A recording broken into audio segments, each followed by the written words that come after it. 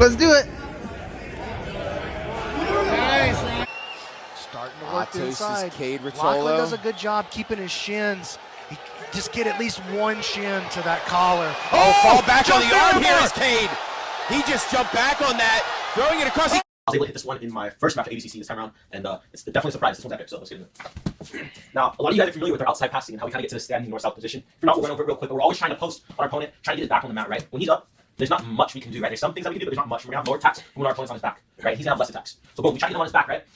Anytime he's framing, starting to come up, I'm always using these ankle grips to keep him down, right? And heel grips. These are very strong grips to keep your opponent on the mat, right? Now, we always like, if we can on outside of the leg pins, things like that, just to run through it, though, we're going to go with the traditional outside passing rule. S grip, or I'm sorry, C grip, this close side leg, and then our far arm is going to go to the far knee. And we basically just circle onto the outside until we get to this like standing north-south position. We're not overcommitting here, because if we overcommit, boom, they have access to our legs, and they can grab our legs, and we'll start getting stuck, right? So we're here on the outside, right? We can be going to either side, right? It's this side, that side, but we're circling on the outside, controlling the knees, and getting to this position.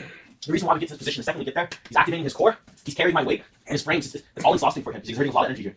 As I ride this position, maybe the first time he escapes, right? Let's say he gets his guard back, he still has energy, right? But boom, he gets his guard back, no worries, right? We cut another angle, we get right back to it. Okay, maybe he escapes again, boom, right? But the third, fourth time around, he's gonna start being slower, he's gonna start feeling the weight more, right? So again, like I said, cross grip, C grip. I'm not going like this, straight to the leg, because as I go, you'll notice how the arm kind of starts to twist. Then I have to let go of the grip, right? Rather than when I could just go inverted C grip, basically it's upside down here. Like this, when I circle on the outside, the grip kind of unravels itself for itself. And now I can push here, along with the other knee, right? And now we're gonna head into the submission from here. Our opponent's carrying all of our weight, right? I have access to both of his wrists right here, right? This is almost, I have, you good? Sorry, I'm so hard, kind of dying down there. But yeah, I have access to either side from here. I'll put less pressure. So what I'm going to do, my right leg, I'm gonna go ahead and attack Ty's right arm. So my right leg is gonna come in and basically chip shot right off his elbow, boom, straight underneath his shoulder, right? When I'm putting the pressure, my right knee's gonna come in, and right before I do so, I'm going double wrist grip, boom, just like this.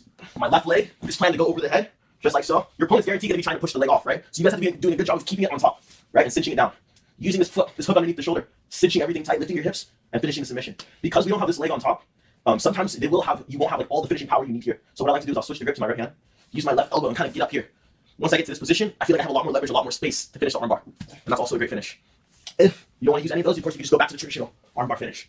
Here. Pinching your knees, cinching everything tight, heavy heels, hips to the sky, pulling down on the wrist, and getting the finish. And that, let me show things real quick. Something to keep in mind, guys. When you pass me here on the outside, you're gonna switch the grips, keep your legs wide, right? Don't walk close where you can grab your legs, of course, right? So obviously, keep your legs wide, boom, boom, boom, and we're pushing. Think about this, guys. The more you push and the more tight your opponent's getting, the easier it's gonna be to get this armbar because the more he's gonna want to frame, right? So the heavier you make yourself, the heavier he's gonna need to hold the frames, right? So what you guys can do is even shinny a little bit, kind of like this, and it's making it super hard for him to hold me up. But what it's doing is really making him rely on his frames. So I can really count on his frames being there when I want to go for this armbar, right? It kind of looks sloppy, it looks fast, it doesn't look super, realistic. But I promise you, we both get this more than not. Get hit in ACC, and really it's just fully committing, and it works great. So yeah, boom, make him use the frames, get so tired, and then look, boom, double wrist grip. It's like a chip shot with your knee, like you said, boom, knocking the elbow, right? And double wrist grip, boom, right? And now we're in. Right, then walk it up, push it to the side if you can. One last detail, so one last thing.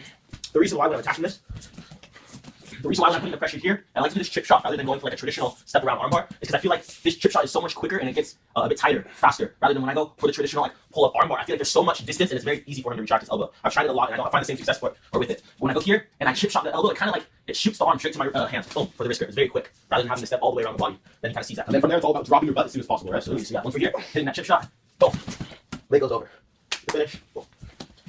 Right on.